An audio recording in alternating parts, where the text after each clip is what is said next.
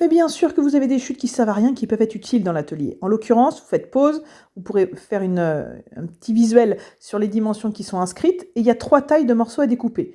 Donc vous allez prendre d'abord la plus grande taille, qui je suis en train de coller, mais en fait c'est pas du tout nécessaire, juste des pointes de 30 mm ça suffit, sur ce médium qui fait 1 cm d'épais, et vous allez le connecter avec les 2 pièces de taille moyenne, sur les côtés. Boum, boum, des pointes, ça va vite. En vrai, ça prend même pas 1 minute à faire. La découpe est aussi longue que l'assemblage.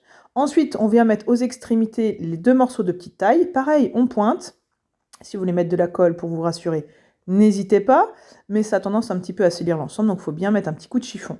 Et qu'est-ce que ça nous donne là, cette petite chute qui ne servait à rien dans l'atelier? Eh ben, ça nous fait des boîtes qu'on peut facilement empiler et dans lesquelles on va pouvoir faire beaucoup d'organisation dans l'atelier. C'est le printemps, il faut ranger.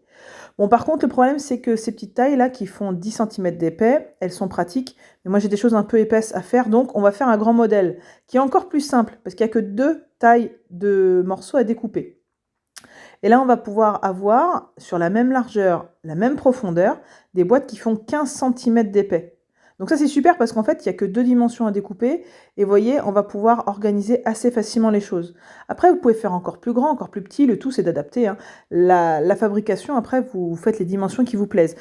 Et bientôt, je vais faire le même système pour ranger mes charnières, car il y a beaucoup de sortes dans plein d'endroits. Mais là, vous voyez, l'idée, c'était que ça rentre dans ces éléments-là.